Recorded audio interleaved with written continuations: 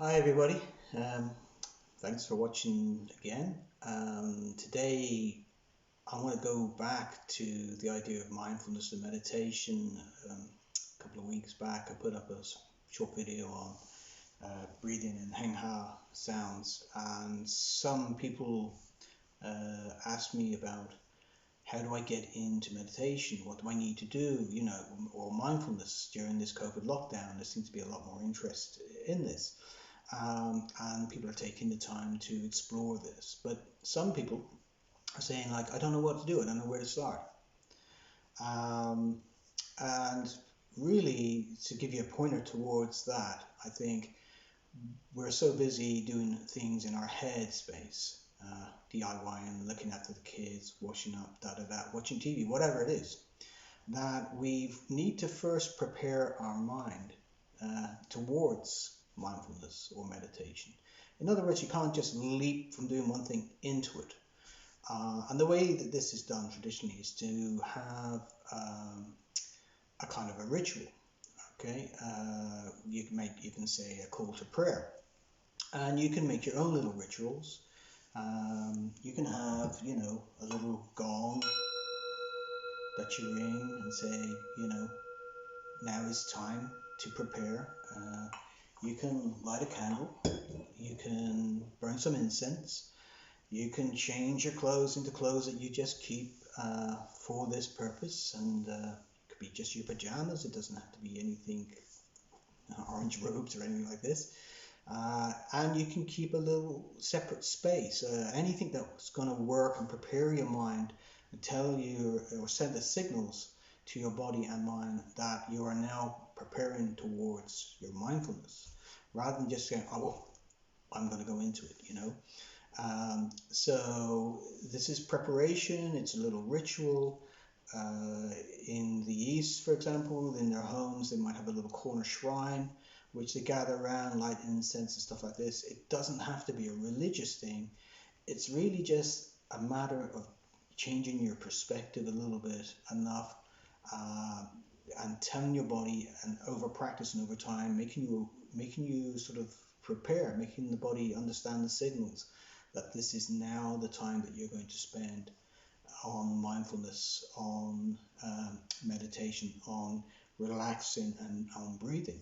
Um, so that's what you do. You just make a little ritual out of it. So I also want to talk about, well, what if I have kids and I want to get them involved? I want to get some quiet time with them. I want them to grow up with this skill, this technique. But how do I do that? Well, you do it by involving them, and you make a little game of it, make a bit of fun out of it. And here's one suggestion that you might do. If you can get a feather or something light that will just float down, raise it up and have them do it, have them raise it up and have it float down, and just challenge them to hold their breath and be still as it floats down to the ground. And of course, let them breathe out and shake about a bit if they want to once it lands, and just repeat this process, and perhaps it can go around the group, so maybe one child does it, if you have another child does it, then the adult does it, and so forth and so forth. And just make a bit of fun of it. Don't have too greater expectations. And that's the other thing I want to really talk about as well, is your level of expectation when you're trying mindfulness, when you're trying meditation, whatever. You want to look for that moment of solace and come out feeling wonderful. But what is that? Most of us don't even know what it is until we actually experience it.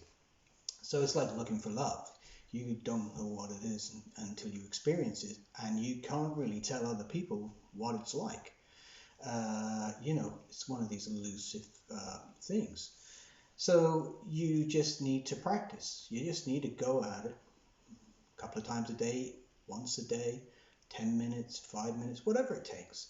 And it's about the journey more than the destination. I'm sure you heard that before, but it really is. You really need to just bury your expectations, sit there and see what arises. Okay, just whatever comes. If you're agitated, if you're this, you're that, whatever it is, just go with it. And day over day, your practice gets better, and your experience changes. And you need to get into a mind state where you're not looking to recreate the experience of yesterday today. Okay, simple as that. So just allow what comes to come. That's the hardest thing that we all find, is to let go of our expectations, and just allow it to be what it is. Okay, and that's part of the journey. And it's hard, it's difficult, and there will be interruptions. There'll be car horns blaring. The neighbor will have a chainsaw going or something like this, and this is all part of it. Okay, so hope that helps some of you, and we'll explore this a little bit deeper another time. So thanks for watching. Cheers.